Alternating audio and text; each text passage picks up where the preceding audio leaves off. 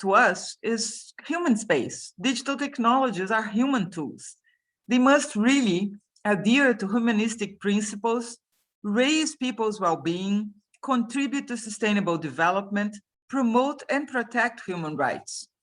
So for us, we are really strongly advocating for the universal values that are embedded in the Internet Universality Rome Principles, endorsed by UNESCO's 38th General Conference in November 2015, because we believe that the Internet should be rights-based, the R, open, the O, accessible to all, the A, and nurtured by multi-stakeholder participation, the AIM, Rome.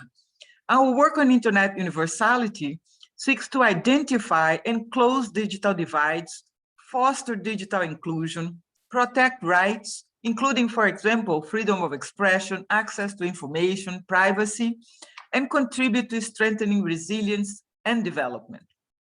The real beauty of the Rome Principles and the Rome Indicators is this holistic approach. We're not only protecting all human rights, but considering their impact on the broader dimensions of preserving Internet openness, accessibility, resilience, multi-stakeholderism in the development of norms, regulations, and programs that govern digital technologies. So we think that there is really great potential for Rome to become, the principles that underpin all development of digital technologies, not just the Internet. And we are working towards, for example, underpinning artificial intelligence with the same principles. And with that, let me stop here and say that we are incredibly proud and happy to be working with you. There are 28 countries right now carrying out national assessments on Rome Max indicators around the world. And we would like to salute Benin and Senegal, which have completed the assessment already, as well as Niger and Ghana, which are in the middle of the assessment, and say that we stand ready to work with you to scale up the national assessment projects for more West African countries, and encourage everyone in the sub-region, in the region, and beyond to really take up the Rome framework for, really a rights-based digital transformation. So thank you very much for having me today, and wishing you a fantastic, fantastic debate. Thank you. Merci beaucoup à Madame la Directrice pour cette intervention préliminaire qui nous ouvre, en attendant l'arrivée du président de la Fondation africaine d'éthique. Nous avons une ouverture sur ce débat de l'universalité de l'Internet que nous allons approfondir avec Madame Hu, qui est la responsable au niveau mondial sur cette question. Elle va nous donner en détail ce dont il s'agit, quel est le mécanisme, comment ça se passe en termes de processus de mise en place, avant que nous allions dans la pratique avec nos différents panélistes. Merci beaucoup. Nous allons passer la parole à Madame Hu, la spécialiste mondiale de cette question. Oui, merci beaucoup, Kossi. Est-ce que, s'il vous plaît, permettez-moi partager mon écran. Donc, je vais présenter mon présentation sur PPT. Si quelqu'un peut m'aider, parce que maintenant, the host disabled the participants screen sharing. Normalement, vous avez la main pour partager. Essayez. En fait, non, je ne peux pas. C'est encore dit host disabled the participation screen sharing. Please hold on. Once you give, we want to give you access in a moment. Okay, merci.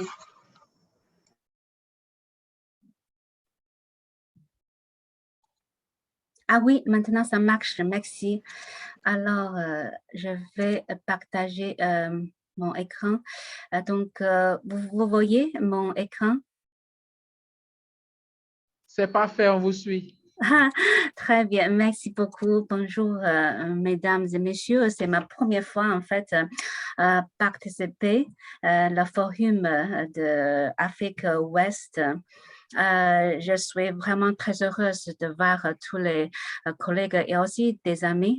J'ai déjà rencontré dans d'autres forums en Afrique ou en Afrique Nord, mais vraiment, la première fois, je vois les qualités de discussion sur les régions de l'Afrique ouest. Donc, je vais vraiment présenter un peu en détail qu'est-ce que le projet de l'universalité de l'Internet, quels sont les principes d'homme et comment on fait un mesurement, comme mon directeur est déjà bien mentionné dans son ouverture. Alors, et si vous me permettez, je vais continuer en anglais, mais mon présentation c'est déjà traduite en français sur l'écran. Je voudrais vraiment remercier ma collègue Karen Landa qui m'a aidé. Donc, ça va faciliter la compréhension avec tous les participants ici. On va aussi participer à mon présentation pour plusieurs liaisons après.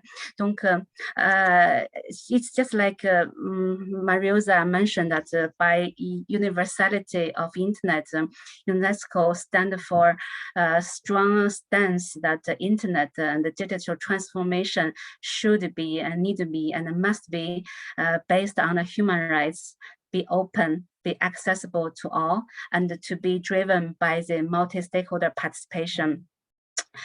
These four main principles have synthesized the existing international standards to govern the digital transformation. And we have developed 303 indicators to make sure these four broad principles are being implemented at a national level. So you can see the publication on the screen on these 303 indicators. It's available in French and also many other languages for stakeholders in Western Africa to use. To unpack this complicated system of indicators, I like to show you this slide because you know the digital transformation and ecosystem is a very complex evolution. There are so many dimensions to measure. So we have prioritized several major areas to measure the human rights, to measure the open internet, to measure inclusive access and the multi-stakeholder participation. I'd like to draw your attention to see that how these ROMICS indicators framework are really closely linked to today's theme on the digital inclusion and access to build the resilience of Africa, because the discussion on the inclusion access should really far beyond the physical infrastructure. Even in Africa, we should really think about this inclusion issue and access issue from the human rights aspect, from the building the open internet, open access, and as well think about the inclusion at the level of governance, of the participation of multi-stakeholder. Certainly those cross-cutting issues like gender equality, women and girls empowerment, and sustainable development are all equally crucial to Africa and also Western Africa. As Mariosa mentioned, we are very happy to see 28 countries are now processing the ROAM indicators assessment. I particularly like to echo the congratulations to the countries in Western Africa, because this sub-region in Western Africa has been so pioneering to have completed so many number of the assessments. We have the Benin to be the second country completed the assessment. We are having the Senegal to not only have a completed assessment, but also they are having a follow-up project to implement a number of the recommendations occurred from that assessment. I'm sorry that my colleague presenting Senegal project cannot make it today, but we do have the report for Benin, Senegal already launched on UNESCO website for all of you to download and read further and exchange further. And we are having the new project of assessment of ROAM principles in Western Africa to kick off in September in Cote d'Ivoire, in Cabo Verde and Burkina Faso. I trust Professor Alan Kindu will also elaborate a bit more in his presentation. So any of your countries in West Africa, if you are interested to do this assessment, please do contact us, contact me, contact my colleague. We are able to give you all support through the entire process. It's a research, but also it's a multi-stakeholder participation procedure at the national level. So what are the unique things about the DOME and about Rome? There are many, but I only stress maybe two things. One is that in terms of the policy and regulatory framework, we have an overarching measurement across ROMIC's categories. So it has a huge emphasis on measuring the digital policies. I think that's something very useful for African country to fill the policymaking void. And also I like to stress the digital inclusion dimension, which is really mainstreamed in this framework. That really fits the need of our African stakeholder a lot. It has been proving very relevant to help shape the national strategy, national digital development strategy fits into the within the framework of Africa's 2063 strategy, and also it's very closely leading to the achievement of 2030 SDG in the African country. Not only internet universality, internet to be universal, we also like to stress the normative value of Rome in exploring all the digital technologies. Our recent development is to use Rome for governing the artificial intelligence and other advanced ICTs. We are having the digital technology developing so fast, but the fundamental values and standards remain classic same. We define Rome, which should be applied to all the emerging technologies. So here is a new publication, not that new, but still very valid for African stakeholders to use to discuss the policies of AI. Lastly, I join my director to welcome you again to express your interest to do the assessment in your country, and also to join us in our dynamic coalition. Very simple, just click on this link on this screen. You will be able to subscribe to our newsletter of the dynamic coalition, and then you can receive our 3-monthly newsletter to know what has been progressing and to engage with us on many other events like what we are having here in the West Africa IGF. And we are also already secured dynamic coalition meetings at the forthcoming global IGF in December in Poland. Hereby warmly welcome all of you from West Africa to join our dynamic coalition meeting in IGF in Poland, whether physically or online. That's the events we are organizing on all kinds of occasions. Now we can add the Western IGF to this slide, and also we hope to engage with the Western Africa IGF for future. I also take this opportunity to thank COSI Africa ICT Foundation and for having engaged with UNESCO to make this session happen for the first time in the Western IGF. We do hope to continue the collaboration with all of you. The last slide is all the links I'm going to put on the chat, and I'm here until the end of session and can respond to all the questions, comments, suggestions with you. Thank you.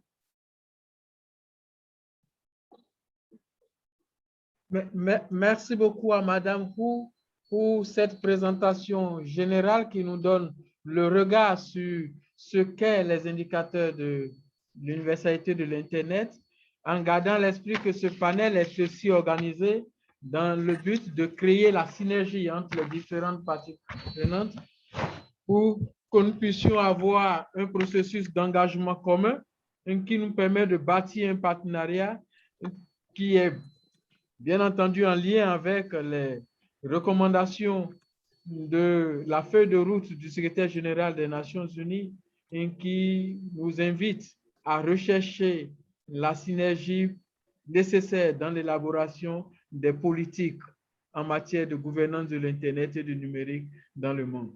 Merci beaucoup à Madame Hu. Ces indicateurs de l'universalité de l'Internet, nous allions les décortiquer en détail.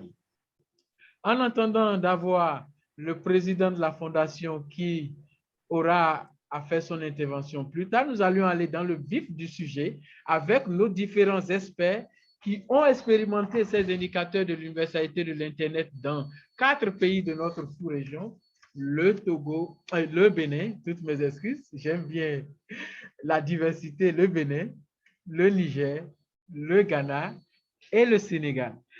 Chacun de nos panélistes aura 10 minutes dans son espace d'intervention en nous parlant d'éléments clés que nous voudrons avoir dans leur présentation. Il s'agit notamment de comprendre qu'est-ce que ces indicateurs de l'universalité de l'Internet et pourquoi est-ce que c'est pertinent pour nous dans l'espace ouest africain et dans l'espace africain en général de pouvoir y souscrire.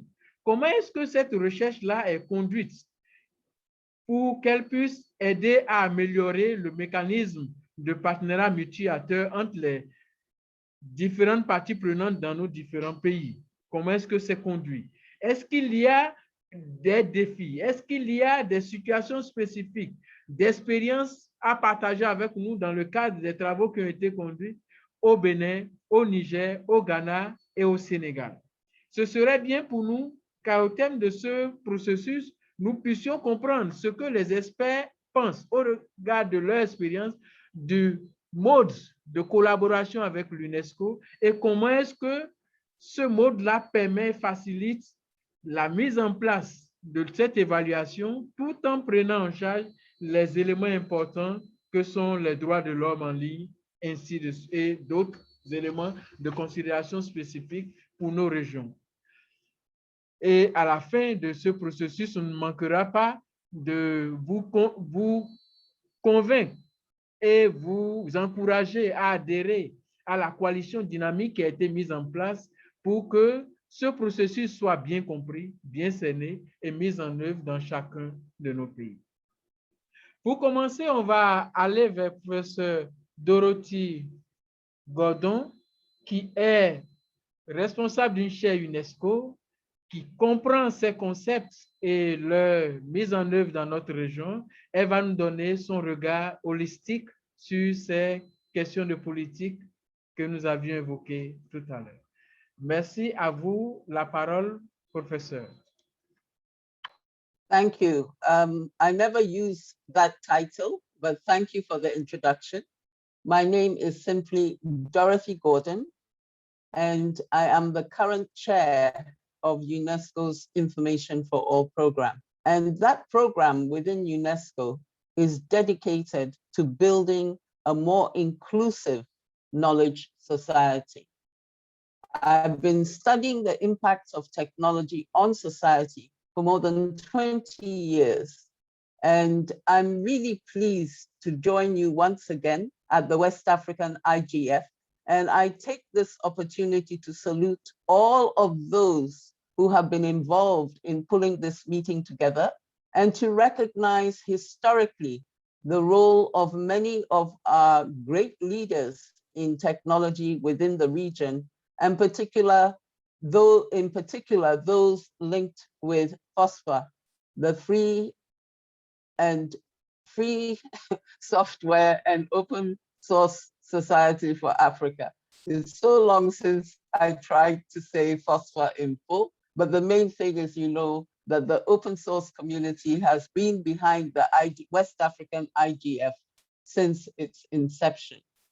When talking about the ROAM-X indicators, I want to highlight 3 key elements: understanding, advocacy, and building a secure and sustainable future that takes into account African values. Just a couple of days ago, I was in my first face-to-face meeting since COVID with a group of West African diplomats pulled from Senegal, Mali, Nigeria. I cannot list all the countries. And I have to say that I was very concerned by their lack of awareness of the importance of digital for our socio-economic and cultural development within the region. Many people within our region are still within the old mode of thinking about ICT sector. And I think that if anything has happened since March 2020, we now recognize the transformational nature of digital and how it affects all dimensions of our lives. And in particular for us within West Africa, our aims and hopes in terms of socio-economic growth and stability of our societies. So if we look at the situation today, we do not have a good grasp of how exactly these technologies are creating change and transformation. For example, there's one thing that everybody says, that women in West Africa do not have the same level of access as men. We know that is probably true. But when you look at data sources, we often find that still much of our data has not been disaggregated by sex. And so we do not have the information that would make it possible for us to have what is commonly called today evidence-based policy. We need evidence that can guide our policy. If we want to make the internet more inclusive, and I think that this is one of the themes of today's meeting, if we don't understand exactly how it is marginalizing people, we cannot make that change. And I want to remind us that it is not just women who are on the wrong side of the digital divide. All of our rural people, all those people, in fact, who do not live in our capital cities. And in fact, some of the people who even live within our capital city, but in the wrong neighborhood, have so much of a challenge in actually getting meaningful connectivity, a connectivity that will allow them to enjoy the positive benefits of the internet. And so I want us to think about the aged. I want us to think about people living with disability. I want us to think about all these groups as we go into the Internet Universality Indicator Assessment exercise and see whether their rights are in fact being protected. And let me say that once we have that information, then it is up to us to become true advocates, to understand how that situation is affecting our growth and to make the changes that will be very necessary.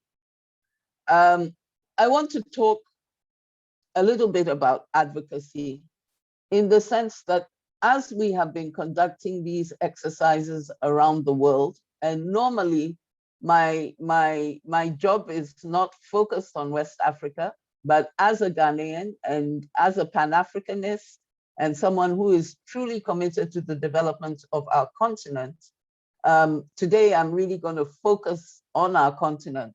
But let me just mention that one of the things that we've seen, which is a bit different in our context from other contexts, is the fact that we don't have enough civil society organizations that are really advocating around this set of issues. We need more involvement of civil society. And that is why I am particularly pleased that with the Rome X indicators, multi-stakeholderism is so much emphasized. So please, all of you who are listening, you may be starting small, or you may be linking up with those who are already involved, whether it is a group of people, for example, the Society for the Blind, but you can bring your experience of digital to refine their approaches so that we have a better kind of advocacy. And of course, I must reiterate the fact that our culture within the sub-region is under considerable stress. We see the generation gap widening.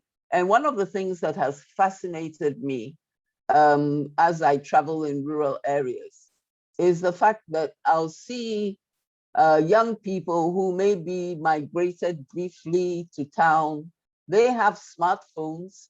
Their own parents don't have those phones, and their parents don't understand what they're doing with those phones.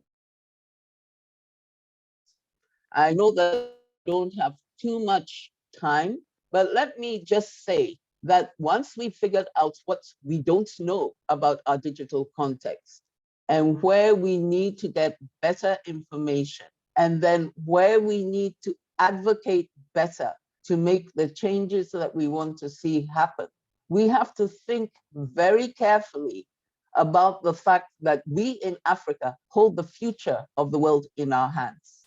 By 2030, or at latest 2035, most of the young people on this planet are going to be African.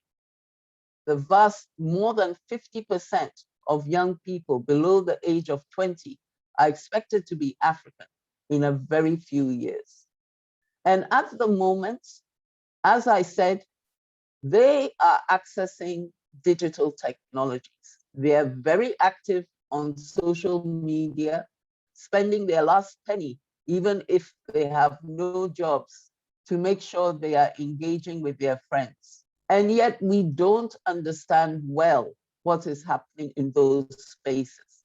And we know that ECOWAS, for example, rather than spending more of its time on our socio-economic issues, has been faced with trying to manage conflict within our sub-region and following the breakdown of, we can say, government within Libya, increasing amounts of extremism and what we call grooming of our young people in order to change their viewpoints and create a less stable situation.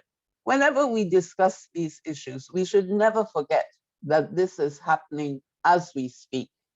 And yet, many of our key policymakers do not understand how big data, artificial intelligence, clever algorithms, mixed with the behavior modification techniques that we have seen used in our election process, or even something as common as gaming, are affecting the mindsets of our youth.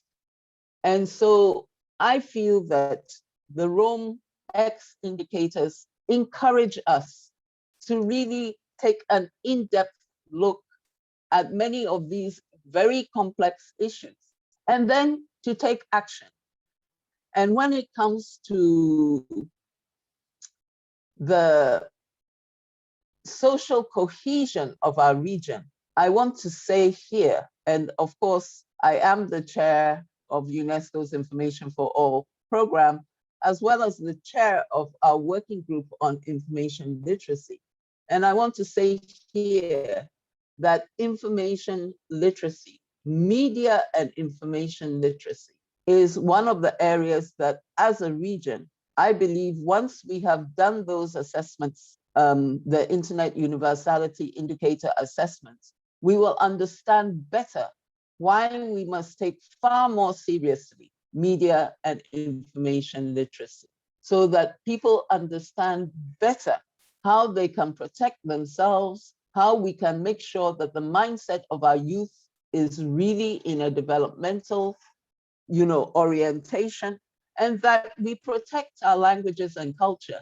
And I want to end by saying that while I am happy that we have translation between our colonial languages, because our sub-region has been so affected by this gap between English and French, what I want to see, and I am urging the organizers of this year's West African IGF to do, is to take the main messages from what we are discussing today and in the other days and in all the sessions. Please take the main messages to our people in our languages. Because if our people cannot understand the process and we do not have a truly inclusive and multi-stakeholder process, then we remain just as always a few intellectuals discussing issues in the capital without having the kind of impact that we're looking for. Inti Midamase, thank you. And I'm looking forward to many questions in the question and answer phase. Merci beaucoup à Madame Dorothée pour cette intervention. Merci au président de la Fondation africaine d'éthique qui nous a rejoint un temps.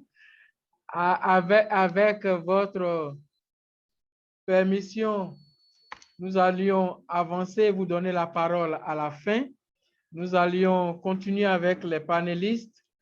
Nous allions ensuite, à la suite de Madame Dorothée, donner la parole à notre panéliste qui nous vient du Sénégal, qui est membre de la communauté Internet au Sénégal, une communauté forte. Il s'agit de Verengay Mabika, qui va nous donner le tour d'horizon de l'expérience du Sénégal dans le cadre de l'évaluation de cette plateforme au niveau de ce mécanisme au niveau du Sénégal, les indicateurs de l'universalité de l'Internet. Comment est-ce que cela a été évalué au Sénégal? Quels ont été les défis? Quelles sont les réalités en tenant compte des trois questions essentielles que nous avions évoquées antérieurement? Vous avez la parole.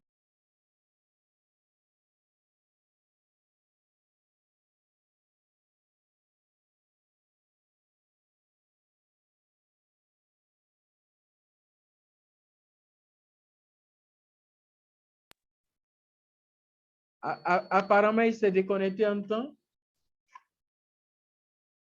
En attendant qu'il nous rejoigne, nous allons passer la parole au professeur Kiendou, qui a conduit pour nous le processus de cette évaluation au niveau du Bénin et qui est encore en train de conduire le processus au niveau du Niger.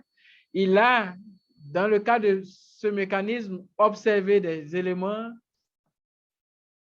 des suggestions à faire pour que le cadre de l'évaluation soit amélioré, des recommandations à faire aux différentes parties prenantes. C'est l'occasion pour que nous puissions écouter le professeur Kiendou et bénéficier de ses expériences. Monsieur le professeur, vous avez la parole. Oui, merci Kossi. Est-ce que je peux partager mon écran? Je pense que oui. Alors,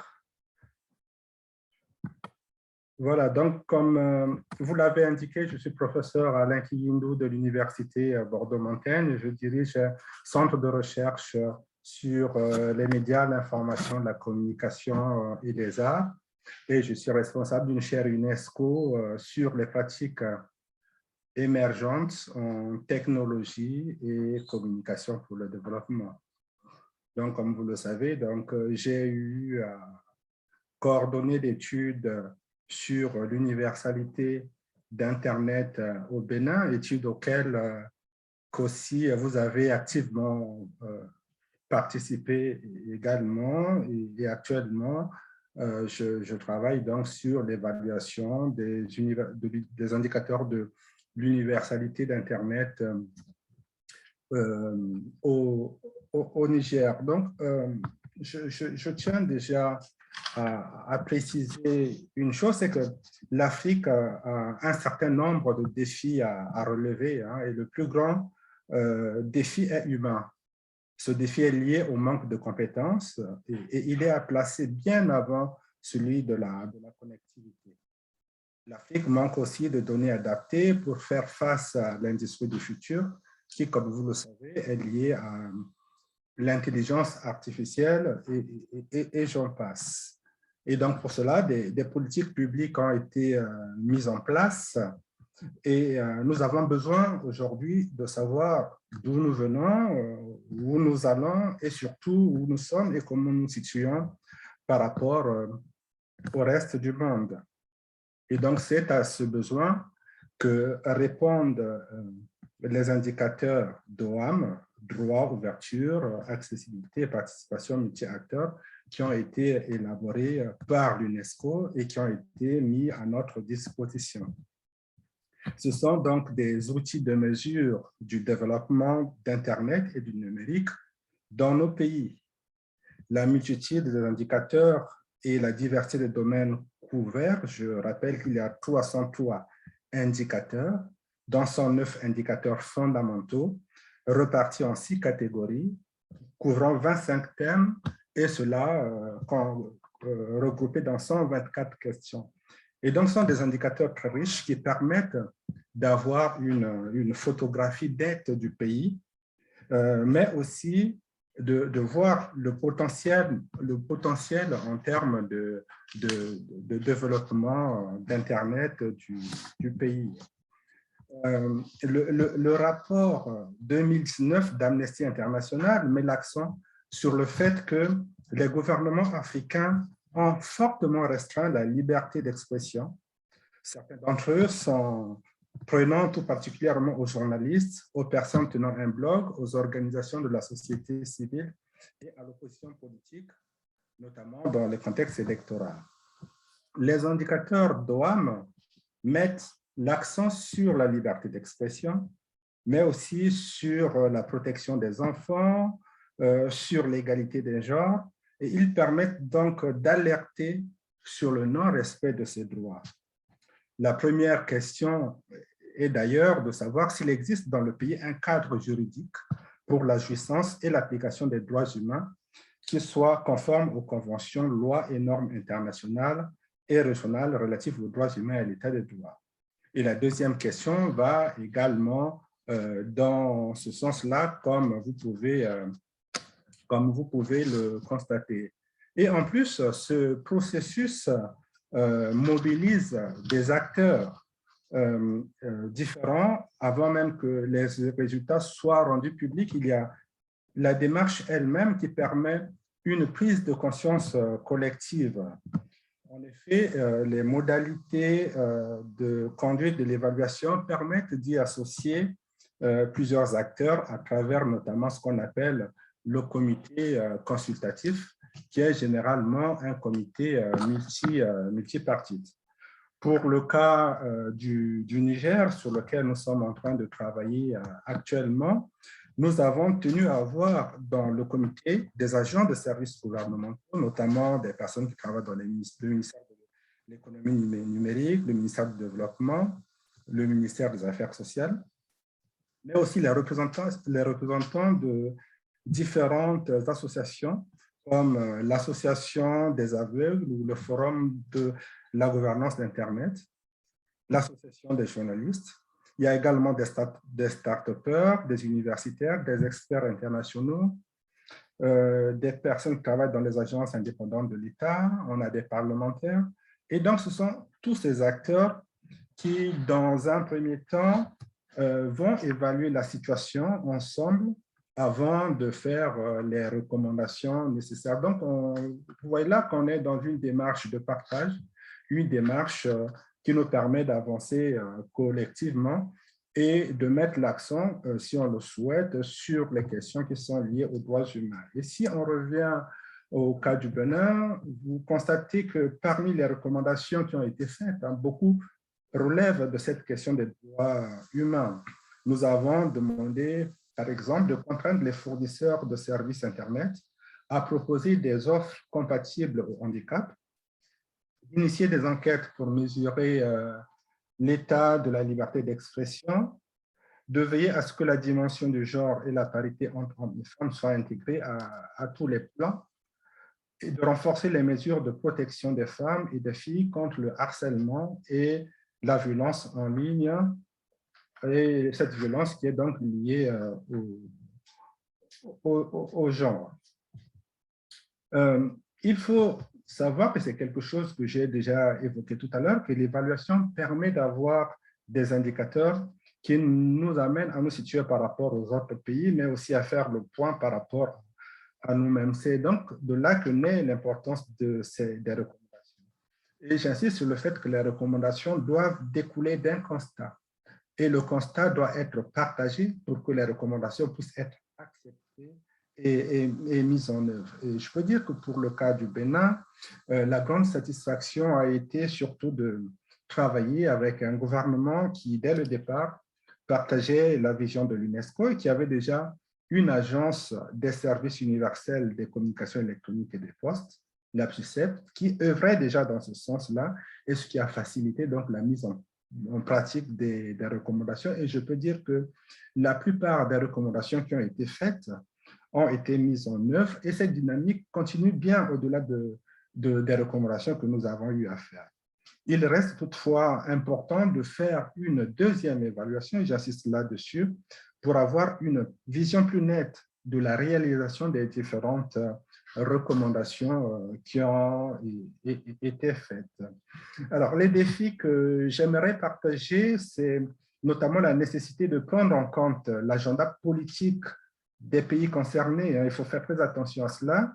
Et le temps de l'UNESCO ne correspond pas au temps des pays. On a pu le remarquer au Niger, où nous avons dû attendre 6 mois avant de démarrer l'évaluation parce qu'il fallait respecter le calendrier politique. Il y avait des élections qui ont duré longtemps, attendre qu'un nouveau gouvernement soit mis en place, de façon à ce que les décisions qui vont être prises soient acceptées par le gouvernement et soient également accompagnées par ce gouvernement. Donc, il faut faire en sorte, dans cette démarche, que ces deux temporalités puissent coïncider. Comme je viens de le dire, le processus ne s'arrête pas avec l'atelier de validation. Il faut vraiment veiller à mettre en place un comité de suivi et surtout donner des moyens au comité de suivi pour que 2 ans après, on puisse revenir sur le travail qui a été fait pour pouvoir évaluer effectivement les avancées en question. Sinon, ça va être du one-shot et ça n'apportera pas vraiment grand-chose. Cela veut dire qu'il faut que cela soit intégré dans le cahier des charges de l'UNESCO et que les États puissent également s'engager à faire cette deuxième évaluation qui me semble nécessaire. Je pense aussi que l'UNESCO et même les États et l'UNESCO, en partenariat avec l'État bénéficiaire, devraient davantage communiquer sur les évaluations déjà réalisées. Je pense que c'est ça qui permettrait aux autres de se dire, tiens, il y a quelque chose qui se passe et on aimerait saisir cela. Effectivement, on a publié des documents sur le Sénégal, sur le Brésil, sur le Bénin qui sont sur le site de l'UNESCO. Mais aujourd'hui, si on va regarder les statistiques, je suis sûr qu'il n'y a pas eu beaucoup de téléchargements. Je pense qu'il faut aller au-delà de cela, faire une communication plus massive pour que les autres pays puissent se dire, voilà, ce qui s'est fait au Bénin, ce qui s'est fait au Sénégal nous intéresse aussi. Il faut qu'on arrive aussi à le faire. Donc, il faut aller davantage dans la stratégie de communication. Et cette stratégie de communication ne s'arrête pas simplement au niveau des supports de l'UNESCO, mais peut intégrer aussi les autres supports. Le travail que nous sommes en train de faire actuellement, ce webinaire avec l'IGF de l'Afrique de l'Ouest, rentre dans ce sens-là, permet cette sensibilisation, cette mobilisation qui est nécessaire pour que plusieurs pays puissent s'engager dans cette dynamique-là. Et s'il y a une dernière chose que je dirais, c'est que je pense qu'il est aussi important de capitaliser l'expérience acquise par les experts qui ont déjà fait les évaluations précédentes pour que ces experts puissent jouer un rôle dans la sensibilisation, dans l'évaluation, dans la sensibilisation, l'information, l'accompagnement, voire la coordination des évaluations à venir, mais tout cela est à repenser par l'UNESCO. Voilà en gros ce que je peux dire. Et je reste disponible pour toutes les personnes qui aimeraient se lancer dans cette aventure, dans cette expérience, dans ces études, pour que je puisse, s'ils le souhaitent, leur donner les conseils nécessaires, les conseils plus adaptés. Je vous remercie pour votre attention. Merci beaucoup, professeur Alain Kiyindou, pour cette belle expérience du Bénin et du Niger qui a été partagée avec l'ensemble des participants. Nous remercions nos panélistes pour cette évaluation qui est faite dans notre sous-région qui nous permet d'avoir du regard sur l'avenir. Ces expériences du passé vont nous permettre de consolider les futures expériences qui se feront avec les pays qui se prononceront d'ici à là. Nous allons passer à présent la parole à Dr Simon Peter Kafui Aheto du Ghana, qui a été le chercheur principal de la réalisation de cette évaluation au Ghana. Il a la parole. Monsieur, docteur, vous avez la parole.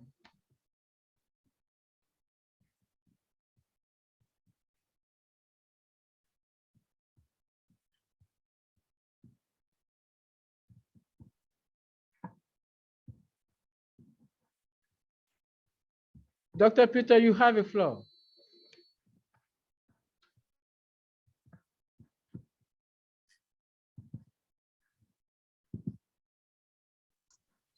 Thank you very much.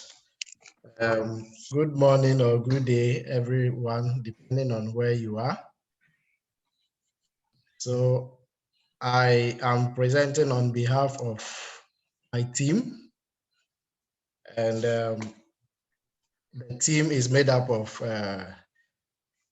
colleagues from Development House. Okay, so I will just go straight to my presentation. So Prof has already given a background, and Xianghu Director, Madame Dorothy Gordon, have given some background on the IUI and internet ecosystem. So basically, these are the main objectives that we've been following to develop a clear and substantive understanding of the national internet environment and policies, assess the national internet environment and policies in relation to Rome principles, and to also formulate policy recommendations and practical initiatives.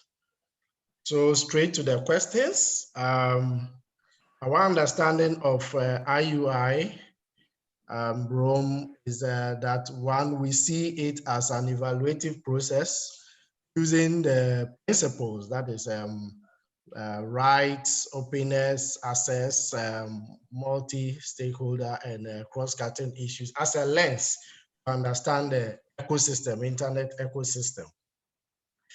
Again, we also see it as a benchmark that we can use to measure whatever colleagues in the various countries are doing. And by so doing, it will also help us in terms of compliance issues. Again, Rome provides an opportunity for us to compare notes. For instance, what we are doing now, we've just heard from Prof, and you are hearing from us too. So we have the opportunity to compare notes, but using the Rome as the standard. When these reports are done, I think these reports will offer us opportunity to also look at our capacity issues, and also in terms of resource distribution and redistribution in the ecosystem. Now, we also see it to be a framework that provides inputs for ICT policies and interventions around the world. And in terms of internet governance, we also see it to be a framework as well. So it's just an opportunity to help us document whatever we have, where we are, where we want to go, and the gaps and the issues, and how we will be able to improve upon whatever we want to improve on. Now, on how IUI project can enhance collaborations among national multi-stakeholders in advancing human rights online in West Africa region. We believe that the multi-stakeholder advisory boards are doing their work very well, especially the one in Ghana. They are really very helpful, which Madam Dorothy Gordon also sits on that board. So we also feel conferences such as this one and continuous sub-regional dialogue is very important. So we shouldn't just engage in these assessments without linking up, without sharing, without comparing notes. And we also see an opportunity where common projects on digital rights can actually be discussed. We also see an integrated curriculum in the future. So we believe that in future, IUI will be something that will actually trickle down into our curriculum, where people will have to make sure that when you are developing a curriculum, you have to look at these principles and then see how you can adapt to that. Already COVID has taught us a lot, and we are still learning.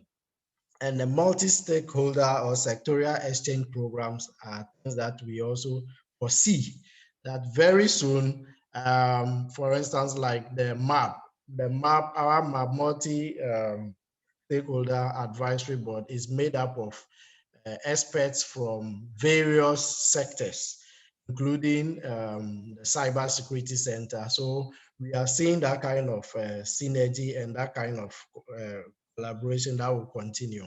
And it will not just continue in country, but we also see that it's going to continue across countries. So the initial progress, we feel in Ghana it's going well. We've had the support, even though COVID is around, but we've actually had the support. So we have this Edinkra symbol. Edinkra symbol are symbols, Ghanaian symbols that actually talk to us about our culture and all that. So with this Edinkra symbol, what it means is that if you climb a good tree, you get the support. And we feel UNESCO has done very well to support our cause, and our Ministry of Communication, our GIFEC, has given us the support, the cooperation, and in fact, all the people that we've even interviewed, we've even engaged, it's given us the encouragement, and we feel the progress is good enough. Yes, that does not mean we don't have challenges. There are some challenges, and we can always work around our challenges. So let me share some of these things with you. These are not the challenge. I will share the strengths and the challenges as well. So the good thing is Ghana has the requisite laws to govern the internet ecosystem, which is a very good sign. Even though some of our laws date back 1960, but they are still strong and relevant for today, the internet ecosystem, which is a plus to Ghana. Ghana has ratified a number of conventions on rights, which also extend to whatever happens in the digital space. Now, the regulatory regime operates within the law. So we have what we call the National Communication Authority and some other authorities that are on top of their work. But there is no policy on free and open source software and OERs, even though government supports, even though civil society support free and open source software and OERs, we don't have a policy on that. Now, accessibility also remains a challenge, a major challenge among certain categories of people. For instance, the disability group and sometimes women. It's a challenge. Now, we also have multi-stakeholder consultations are actually used in developing policies. So for instance, the MAP is there. And much can also be done when it comes to disaggregation of data. Madame Dorothy spoke about it, Prof also spoke about it. But specifically on women and children, we feel is very important. It is it is lacking, it is missing. But generally, there is an awareness that the internet ecosystem and some of its regulations of the public, there is awareness that there is an internet ecosystem. Okay, so I earlier on said that we have our laws, sometimes some of them date back 1960 and they are still relevant. And in our constitution, especially chapter 5, which covers human rights, which covers right issues, is just there on point. Protection of privacy is not just about protection of privacy in the physical space, but it extends to the virtual space. So things like free speech, fundamental, free speech, freedom of expression, thought, conscience, belief, association, and the right to information law, we have it in Ghana. And then chapter 12 of our constitution also talks about freedom and independence of the media. And in fact, there are institutions mandated to make sure that these things, these rights are actually guarded. So we have institutions, as I said, and they are all backed by law. And we also work within the international framework. Ghana has ratified a number of conventions, as I earlier on said, with the AU, with the United Nations Conventions. Now, some of the positive highlights is that so far we've not had any internet shutdown or blockage. Freedom of organization online, I mean, it's becoming a reality here. Currently, we have a group called Fix the Country. I mean, they've not been shut down. And other rights continue to be enjoyed both in the physical space and in the cyberspace. Some of the challenges that we can talk about is access to information. In fact, we have the information in most cases, we have the data, but access to it is a challenge because of the bureaucracies. So you have to go through this office to that office, even though you have a clearance to access the data, bureaucracies make it very difficult. And the issue of aggregated and disaggregated data is also an issue. And there are some specific data, especially that will be very necessary for the internet ecosystem that is not available now. So we have fewer capacity building initiatives and research when it comes to the digital space and the specific IUI. So just to wrap up, for the rights, we realize that there are still anecdotal reports on human rights abuses on journalists. So there are perceived attack. There is a perceived attack on journalists. That is what we want to say for right and openness. We feel that the cost of internet should really be looked at, so that if someone is using it for educational purposes, the person shouldn't pay the same, shouldn't be charged the same as someone who is using it for commercial purposes, just like our electricity bills. I think something needs to be done, but it all depends on the kind of data we have. And there are a lot of digital literacy programs that are going on, yet we still have a challenge when it comes to the digital literacy rates. In Ghana, we are saying that we have 21% according to our statistics, GLSS 7, 21%, which is not too good. And then a lack of information sharing amongst our agencies is also causing duplication of projects. So this person doing this project to benefit this community and another person also doing a similar thing. So we feel we can do better. So the disaggregation of data, we've spoke about it, is really a real challenge and a real concern. And one other issue is also about monitoring and evaluation. I think we can do better, get rich data for our work moving forward. So just to quickly share some things with you. So for instance, the Commission on Human Rights and Administrative Justice. So from 2016 to 2019, this is what they have in their report. Complaints that they've had and issues that they've resolved. Unfortunately, these complaints and these data, this report that I'm sharing with you does not disaggregate to show you what actually is coming from the ecosystem, I mean, data ecosystem. So for instance, child rights, women rights, property rights, civil and political rights. But these abuses, we will not believe that all these abuses never, I mean, all these abuses happen just in the physical space. There are some that would have come from the ecosystem, digital ecosystem. So disaggregated and aggregated data is a real challenge. So how could the countries in West Africa initiate this? So these are thought capacity building is very important. Ghana can help in that respect. Key team members should also cover certain skills, should have certain skills, ICT integration, legal framework, because when you look at Rome, you always have to start with the policy issues, and it's more of a legal language and understanding of the SDGs, inclusivity.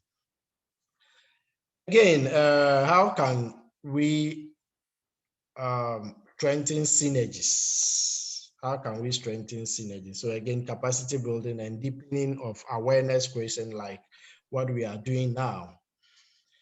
Yes, so on these notes, we want to say a very big thank you. And we don't own the data, everything is for UNESCO. And merci beaucoup thank à you very Dr. much. Peter pour cette intervention. Nous allons à présent, avec votre permission, passer la parole au président de la Fondation africaine d'éthique pour 5 minutes avant d'aller aux différents participants pour les questions d'éclaircissement, les commentaires, les suggestions. Monsieur le Président de la Fondation africaine d'éthique,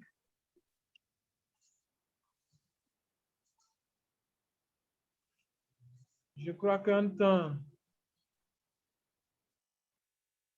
il s'est encore déconnecté. Il était avec nous tout à l'heure.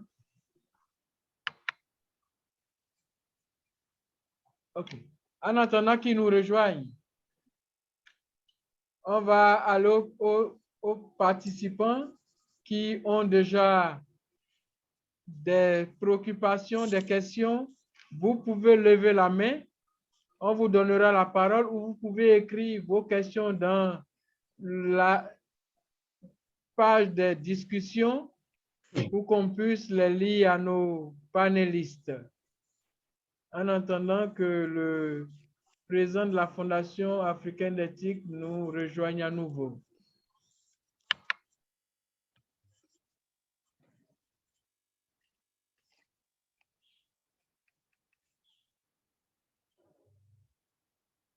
Je ne vois pas de main levée. There is a hand, Mr. Ali.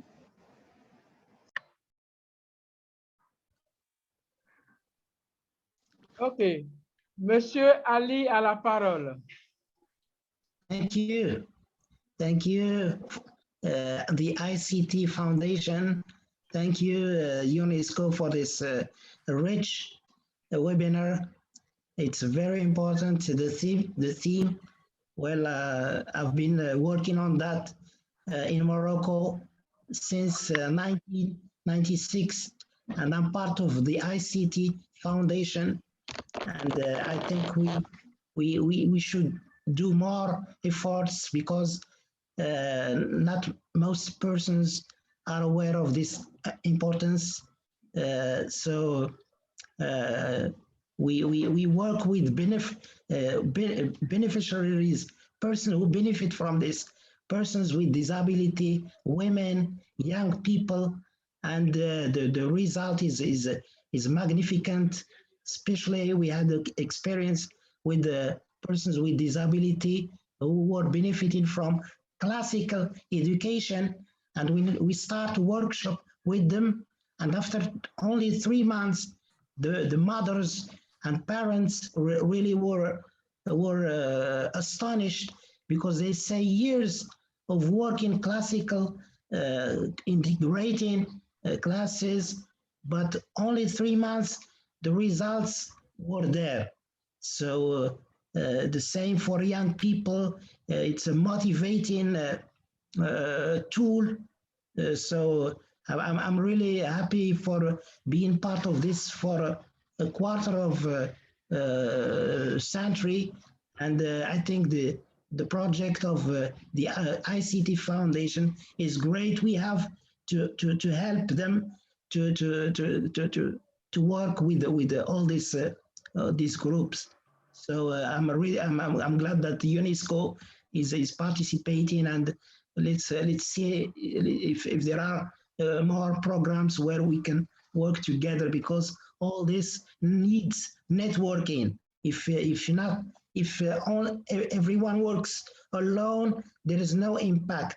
So we need a networking, the civil society that I represent, and the ICT also represent, but also governmental and United Nations different programs. The more we are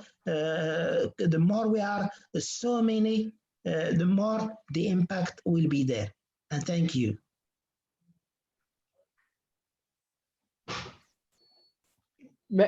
Merci à M. Ali pour son intervention. Ce sont des commentaires qui sont bien notés. On va en tenir compte au niveau de nos différentes organisations. Et je voudrais,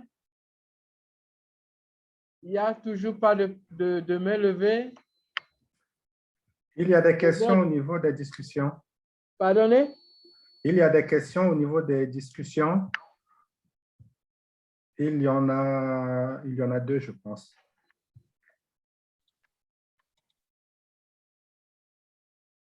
OK, il y a effectivement des questions. Comme l'ensemble des panélistes ayant la main sur la file des discussions en ligne, je vais demander un tour d'horizon sur les questions spécifiques. Par exemple, quelqu'un qui demande s'il y a des mesures d'incitation.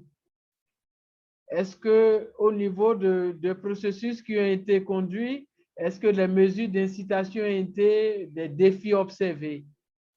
Je vais peut-être demander au professeur Kiendou, qui a conduit le processus du Bénin, qui est en train de conduire celui du Niger, de nous en parler un peu. Alors, je pense qu'il y a... Alors, il y a plusieurs questions. Donc là, vous parlez de la question qui concerne la mise en œuvre des indicateurs et volontaires. Oui, bien sûr. Existe-t-il des mesures d'incitation plus hardies pour que plus de pays de la sous-région s'y lancent? Je pense que cette question est plus adressée à l'UNESCO qu'à moi. Je vais laisser peut-être Madame Our y répondre pour parler des incitations qui sont mises en place. Oui, bien sûr, je peux parler un peu, mais professeur Kiendou, est-ce que vous voulez aussi répondre à la question sur qu'est-ce que vous avez déjà fait pour suivre l'évaluation de Bénin? Peut-être Oui. après ça, je vais discuter plutôt sur la région. Merci. Merci. Oui. Donc, en fait, oui, l'évaluation du Bénin s'est terminée en 2019. Donc, on avait mis en place un comité de suivi de l'évaluation. Donc, évidemment, le comité de suivi devrait faire son travail deux ans après. Donc, nous sommes en 2021 et c'est maintenant que ce travail-là devrait être fait. Mais la difficulté est que le comité de suivi, en fait, pour l'instant, a fait un travail qu'on pourrait appeler un travail informel qui n'est pas systématique. Mais ce qu'il faut, c'est faire un travail systématique, mais cela demande des moyens, c'est-à-dire reprendre tous les 109 indicateurs, repartir sur le terrain, peut-être pas les 109 indicateurs, mais reprendre toutes les recommandations, repartir sur le terrain, et checker pour voir quelle recommandation a été faite, réalisée, quelle autre n'a pas été réalisée. Donc, c'est un travail qui a été fait partiellement de façon un petit peu, je dirais, artisanale, mais nous sommes d'accord que j'ai déposé une requête dans ce sens. L'année prochaine, peut-être que nous ferons une évaluation plus systématique, plus approfondie, plus méthodique pour faire réellement le point sur ce qui a été fait. Mais en regardant de loin, on a quand même des échos, des retours, d'autant plus que notre équipe de terrain sur place au Bénin, beaucoup des recommandations que nous avons faites ont été déjà réalisées. Nous avons, parmi nos recommandations, demandé à ce qu'on puisse mettre en place une stratégie nationale de l'intelligence artificielle. Donc ça, c'est un travail qui est en train de se faire actuellement. Ce travail, l'appel a été lancé. Il y a des concertations qui sont régulières entre le ministère du numérique et l'Association des aveugles. Il y a un travail qui est fait sur la promotion du genre. Donc, tout cela a été pris en compte, mais il nous faut repartir sur le terrain et faire un travail plus systématique. Voilà la réponse que je peux donner par rapport à cette question. Merci, merci professeur. Juste pour continuer un peu, dans d'autres pays, comment en suivre après l'évaluation? Parce que c'est une question très importante parce que l'évaluation, ce n'est pas tout le projet. Le projet, c'est vraiment pour transformer, pour changer, pour prendre la différence. Donc, dans le pays Sénégal, par exemple, on a déjà implémenté un 12e projet pour réaliser et renforcer la réforme de l'institution nationale. Il y a un observatoire national de statistiques en Sénégal qui a besoin d'être plus renforcé pour collecter les données numériques parce qu'il en manque beaucoup de données de DOM pendant l'évaluation. Donc, une action en année après, c'est pour renforcer ces observatoires nationaux en Sénégal. Je pense que c'est juste une des actions en année après. On a besoin plus des actions pour réaliser la recommandation donnée par l'évaluation. Ça, c'est la valeur, vraiment, valeur ultimate de ces évaluations. Aussi, en Kenya, on a aussi déjà commencé le 12e, l'évaluation pour suivre, pour monitorer, pour surveiller le progrès après, suite à la première évaluation. Donc, il faut vraiment penser pour plus longtemps qu'est-ce qu'on peut faire après la première l'évaluation, qu'est-ce qu'on peut changer, et après on va ajouter le 12e review de l'évaluation. Alors, sur la question, qu'est-ce qu'on va faire pour vraiment accélérer l'action de l'évaluation de DOM indicateurs dans toutes les régions Ouest Afrique. Oui, merci de cette question parce qu'on a déjà discuté beaucoup avec le professeur Kidou, avec tous les acteurs dans beaucoup de pays, dans ces régions aussi. J'ai aussi discussion avec Dorothy Gordon, de l'UNESCO Chair de IFAP.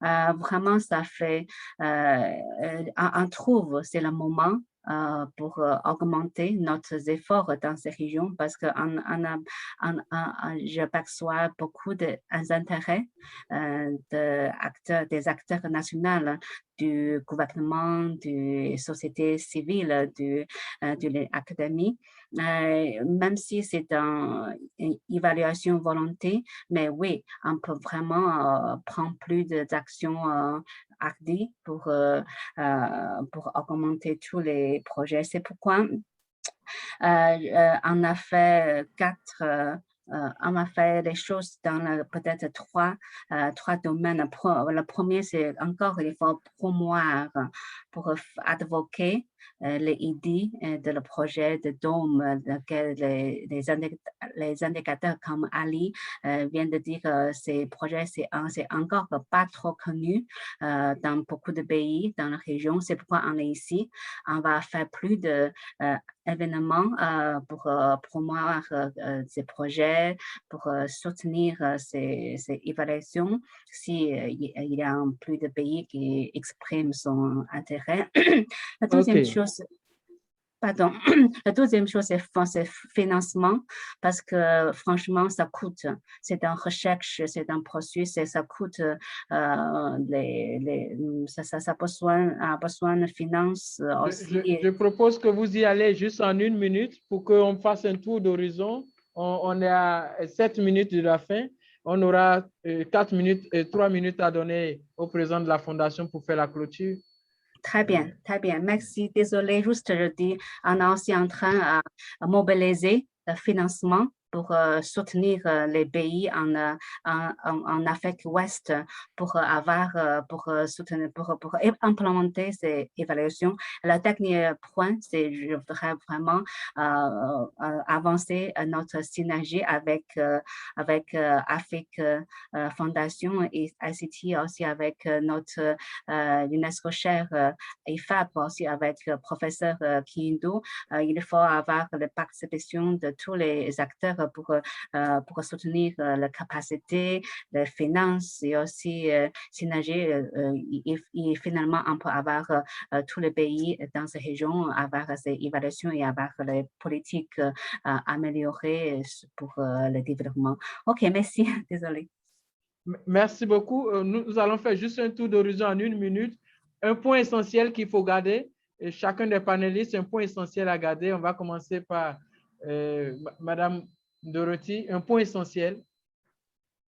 I think the most important thing we have to remember is that when we are looking at these Rome X indicators, it's really giving us an opportunity to build the kind of future, a digitally enabled future that is anchored in our values. At the moment, our lack of understanding of the transformation that is taking place means that we are not steering that transformation. And so I want to encourage everyone who is listening to really have an in-depth look at this, to study the reports that are already out there, and to see how they can launch their national processes as fast as possible. It's very urgent. And I'm also hoping that we will engage with the ECOWAS Secretariat to actually start looking at these issues from a regional perspective. So I want to thank you all for the opportunity, and congratulations once again to the organizers of this panel. Merci beaucoup, docteur. On va aller à Dr. Peter. Juste un point de vigilance qu'il faut garder. Dr. Peter, juste un point de vigilance.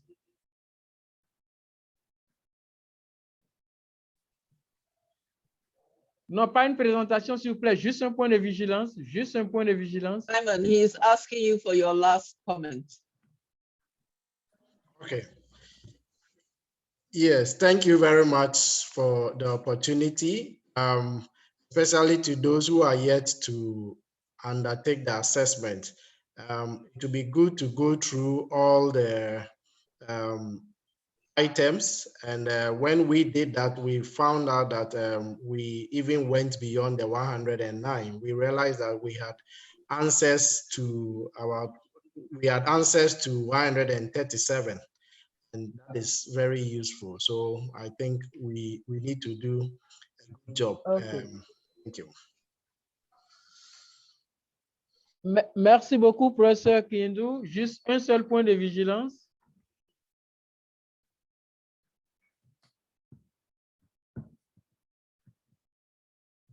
Le professeur Kiyindou avec nous? Oui. Il y a un petit temps de latence quand vous parlez, en fait. Voilà, donc en gros, ce que je peux dire dans tout ça, c'est que ces indicateurs, c'est une opportunité qui a donné à tous de participer à cette dynamique qui consiste à pousser le développement d'Internet et du numérique dans nos différents pays. Cela n'est pas laissé uniquement aux États, mais au gouvernement, mais les membres de la société civile peuvent prendre une part active dans cette dynamique. Dans son pays, on peut prendre l'initiative de mener ces évaluations, de contacter l'UNESCO pour que l'UNESCO accompagne. Mais l'idée, c'est de savoir que même si c'est l'UNESCO qui impulse ce travail-là, mais la dynamique doit venir de l'intérieur. Il faut vraiment que les différentes parties prenantes du pays de l'Afrique se mobilisent et que les gouvernants prennent aussi en compte cette possibilité qui leur est offerte de faire le poids de la situation du pays en termes numériques pour pouvoir aller plus loin. Merci beaucoup, professeur. Merci beaucoup, professeur Kindou. Merci à tous les panélistes. On va passer la parole au président de la Fondation africaine d'éthique qui va nous donner le mot de clôture de cet atelier que nous avions eu le plaisir de partager avec vous. Monsieur le président Tony Ojobo, dear President. Good morning. Morning, President. You have a floor for your closing remark, please. Well, thank you very much for the opportunity given to us at the African ICT Foundation.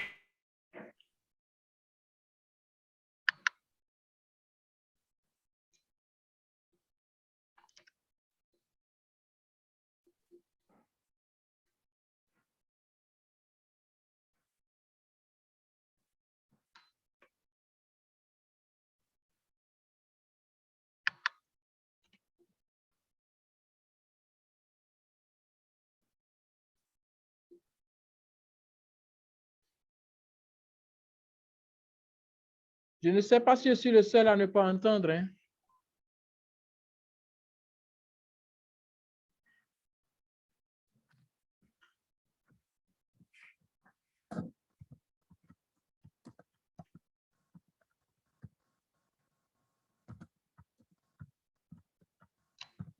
Je crois que la technique nous fait défaut. Ce n'est pas bien grave. Je vais demander à tous les participants de mettre leur caméra pour la photo de famille, en attendant que nous puissions retrouver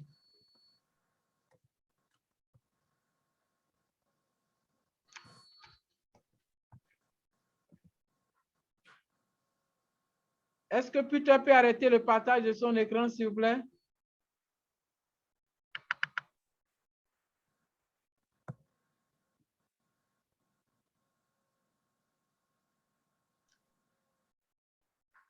La connexion du président n'a pas permis qu'il fasse son intervention.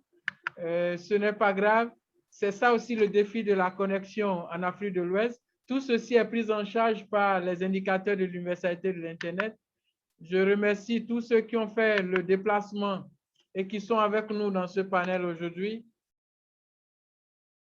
Tous ceux qui peuvent prendre des photos spécifiques peuvent aussi le prendre pour qu'on ait des images d'ensemble différenciées qu'on pourrait se partager mutuellement.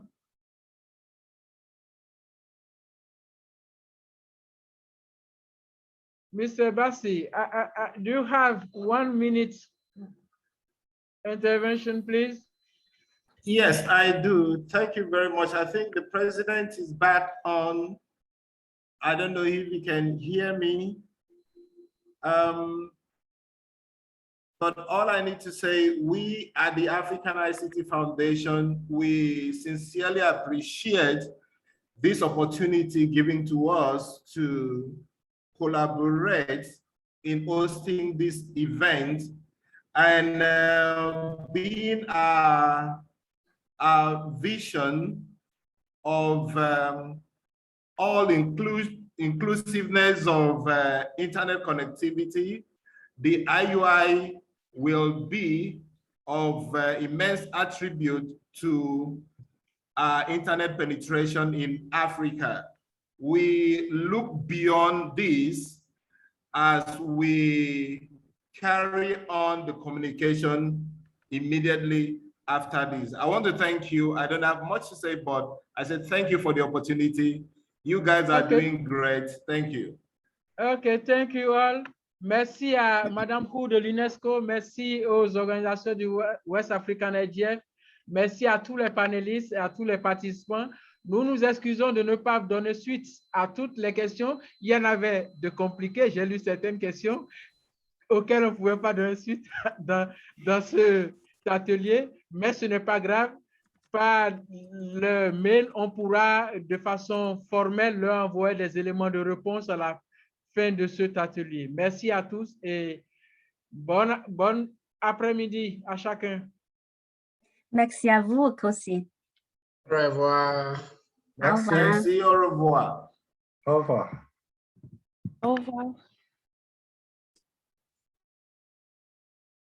OK, bye. Bye.